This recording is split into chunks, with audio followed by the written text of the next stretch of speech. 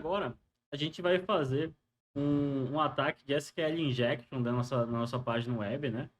E a gente vai ver como é que isso se comporta no nosso nível de CIEM, no nosso nível de log que a gente tem, que é os logs do Apache. Como é que a gente poderia criar uma regra para detectar? Lembrando que a regra que a gente vai criar aqui, ela é uma regra muito básica. Isso com um atacante mais avançado seria facilmente de bypassar, tá? Mas a ideia é que vocês aprendam como é que funciona, né? O ataque e como é que a gente conseguiria criar uma regra para detectar e, obviamente, depois vocês podem aprimorar essas regras. Beleza? Bom, o ataque a gente vai fazer na nossa Libre SecDay, né? E a gente vai fazer a partir da nossa intranet, tá? A gente está autenticado aqui na nossa intranet, né?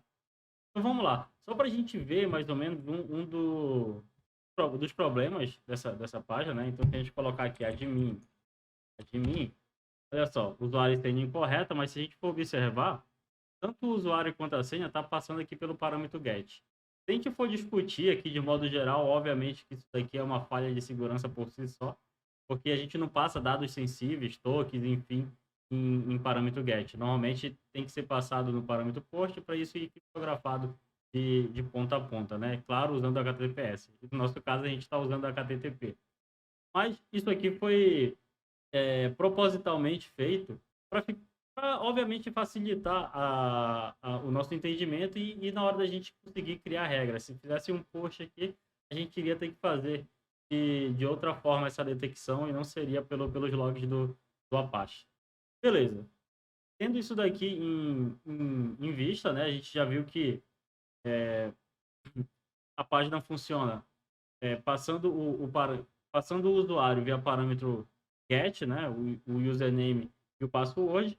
Agora a gente vai ver como é que a gente consegue validar se essa página tem ou não um SQL injection.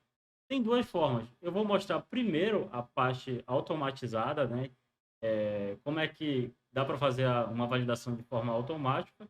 Depois eu vou mostrar aqui a forma manual. Vocês vão ver o porquê a forma manual muitas vezes é melhor também de validar do que a automatizada. A automatizada pode trazer alguns erros ali e você achar que a página não está vulnerável, né? Então vamos lá. Primeiro, a gente vai vir aqui na nossa intranet, né? Está autenticado nela. E a gente vai instalar o SQL Map. Tá? O SQL Map ele é uma ferramenta open source, tá? E o objetivo dele é fazer testes de exploração automatizada de páginas web que tem SQL injection. Ele faz esses testes para gente. Então, é só executar o apt install SQL map nos Y. No meu caso, eu já estou com ele instalado, tá? Então, se a gente vier aqui SQL map -help, a gente vai ver o modo de uso dele. Que é um modo de uso bem simples. Né? Se a gente vier aqui, basicamente, ó, ele fala aqui que tem que passar o "-u" ou o -- URL e fazer a validação, né? Então vamos fazer isso. O nosso aqui a gente está pelo domínio, aqui a gente abrir aqui o CMD, a gente já sabe, mandar um library.secday.local, a gente vai ver que o IP é o 10.0.1.101. A gente vai jogar direto pelo IP porque essa máquina não está configurado o DNS, né? Vai fazer um SQL map menos, menos o que? Menos o URL. E a gente vai passar o caminho completo que a gente viu. Só alterando aqui o domínio pelo IP. E vamos mandar aqui um enter e deixar ele validar. Vai validar aqui. Opa, eu fiz errado. Faltou eu colocar aqui entre aspas, senão vai quebrar. Vamos colocar entre aspas. Vamos rodar novamente. Beleza, aperta Y aqui, deixa ele rodar. E olha só, se a gente for olhar, né, todos os testes aqui, ele tem alguns worms e tal, mas de modo geral, ele fala que os parâmetros não são exploráveis. Né? Mas se a gente observar, ele fala aqui também que o servidor retornou erro 500. Normalmente, quando o servidor retorna esse erro 500, principalmente em formulário, é bem possível que tenha assim um SQL injection ali naquela página, né? Por algum motivo, o SQL Map não conseguiu explorar. E isso também mostrando que tem que saber utilizar a ferramenta bem, senão você vai utilizar no modo padrão aqui, ó, e não vai encontrar nada, né? Mas beleza, a gente executou o ataque foi executado, não foi com sucesso, mas isso gerou uma assinatura. Então vamos olhar lá dentro do nosso Splunk, vamos acessar aqui o Splunk, e vamos ver o que gerou de log. Vamos filtrar aqui só pelo IP do atacante, né, que é o 60, é a nossa intranet. E vamos tabelar aqui também a URL do cliente. O cliente também. O action também. A gente vê um pouco do comportamento. E olha só a quantidade de assinatura que isso aqui gerou, né? Então, a gente já vê aqui um padrão de... A gente já vê um padrão, né? Alguns percent aqui. Por que esses percent, né? A gente já vai entender end, select, enfim, tem esses traços aqui. É bem a assinatura de ataques de SQL injection, né? Principalmente em parâmetro get, né? Lembrando que a gente está conseguindo ver isso daqui de forma clara, porque isso tudo está indo no parâmetro get. Se fosse via parâmetro push, aí provavelmente a gente não conseguiria detectar com os logs de Apache, aí teria que ter um WAF no meio, um Suricata, enfim, um IPS, iria ser outra ferramenta. Como a gente tem um log aqui, né, o log direto do servidor e está indo pelo GET, a gente consegue fazer essa regra aqui de monitoramento. Beleza? Então, ó, a gente está vendo aqui que tem alguns percent, e, cara, esses percents, eles são os URL encode, né? Justamente para não ter problema na hora do transporte ali e alguma coisa ser interpretada de modo errado, né? A gente consegue até validar que se jogar no Google aqui, table URL encode, tem aqui nesse primeiro link, você vai ver uma tabela aqui de um depara de alguns caracteres, né, dos caracteres que fazem esse encode. Então, ó, por exemplo, os aspas são por 122, aspas simples, cadê? Aspas simples é por 127, o traço aqui é por 102D, enfim. E alguns desses caracteres são muito comuns em ataques de injeção de SQL, né? Por exemplo, o aspa ou o aspa simples, ele normalmente ele é passado ali como um parâmetro para tentar quebrar. Você não está entendendo muito bem como é que funciona o SQL Inject, eu vou deixar na descrição aqui também um vídeo que a gente tem no canal, que é do SQL Inject, um ataque, monitoração e prevenção. Então, eu mostro aí nesse vídeo, assim, de maneira rápida e direta, mas as causas, né? O que causa um SQL Injection, como é que a gente conseguiria prevenir e como é que a gente conseguiria monitorar. No caso, a gente está vendo aqui a parte da monitoração, mas se você quiser entender um pouco mais de SQL Injection, vale a pena você assistir esse vídeo aqui, beleza? Então, voltando, a gente já viu aqui os caracteres, né? O que a gente pode fazer?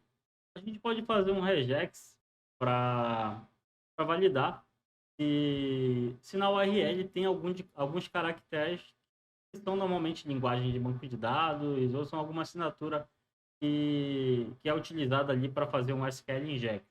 Mais uma vez, essa regra é uma regra muito genérica e provavelmente geraria aí muitos falsos positivos, né? Então teria que fazer um TAN, iria ter que colocar em alguns servidores específicos, alguns outros poderiam gerar alguns falsos positivos, aí você teria que colocar o parâmetro em si em exceção, né? Mas de modo geral é uma boa regra, beleza? Eu criei aqui, então já deixei pronto um regex para pegar alguma das principais assinaturas na URL, né? Que é, por exemplo, esse comando aqui, regex, né? Ele vai validar no campo URL se essas regex aqui da match, né? Então, eu coloquei por 122, traço, por 120. 22 é 27 no caso de por 122, Union, 3D, enfim, vocês podem dar uma olhada depois em cada parâmetro desse regex, vocês podem tirar algumas coisas, adicionar algumas coisas, fiquem a critério de vocês. E o que a gente vai fazer? A gente vai dar um outro enter aqui. Agora, ó, todas essas assinaturas aqui são assinaturas que de alguma forma deram match com o nosso regex. Então, toda vez que tiver é, alguma requisição que dê match com esse regex aqui, ele vai identificar aqui para a gente vai criar o alerta baseado efetivamente nessa regex. Para ficar de forma mais clara, o Splunk ele tem uma função aqui, que é o URL de decode. Tá? Então, basicamente, é para ficar visualmente mais fácil, né? Do que a gente ter que ficar olhando toda hora ali na, na tabela para saber o que é cada coisa.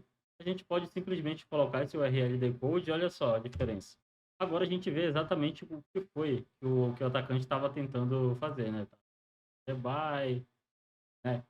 Tava fazendo alguns selects aqui, enfim. Isso é bem cara de ferramenta automatizada mesmo, né? Jamais assim, um atacante mais experiente vai sair fazendo um monte de assinatura. Obviamente que em alguns momentos é necessário, mas o que é, o que é comum em atacantes mais sofisticados é eles fazerem alguns testes ali mais precisos, né? Não sair rodando ferramenta automática.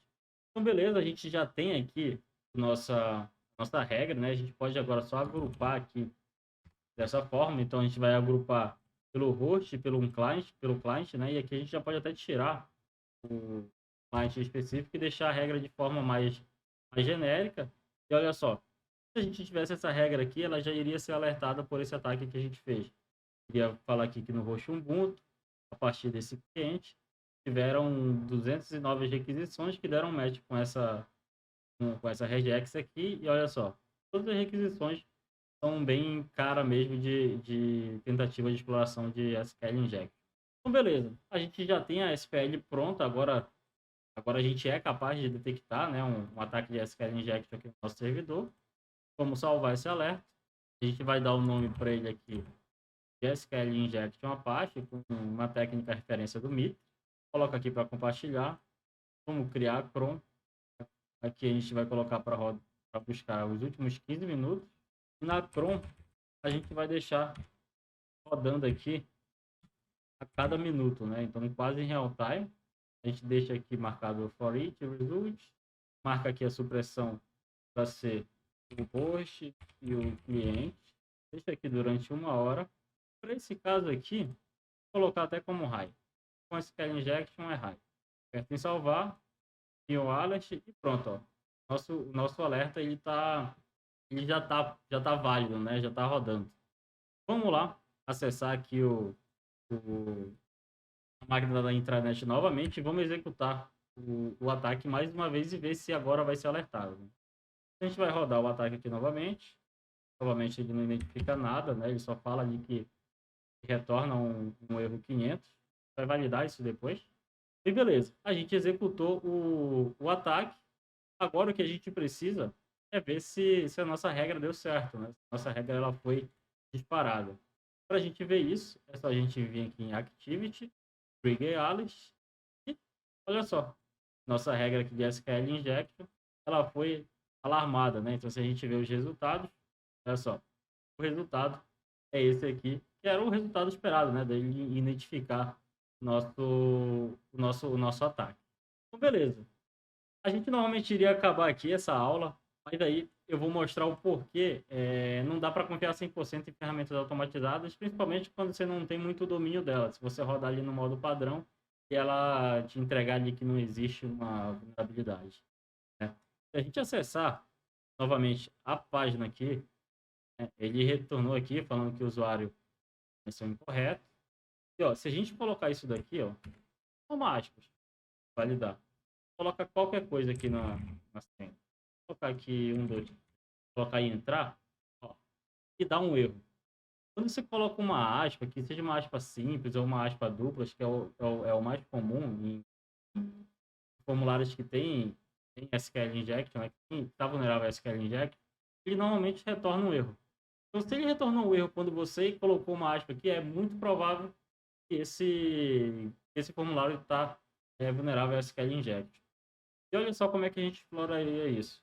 Colocaria aqui admin, daqui, e daria um bug na validação dele, né? Colocaria aqui que um igual a 1, colocava esse traço, traço, traço aqui.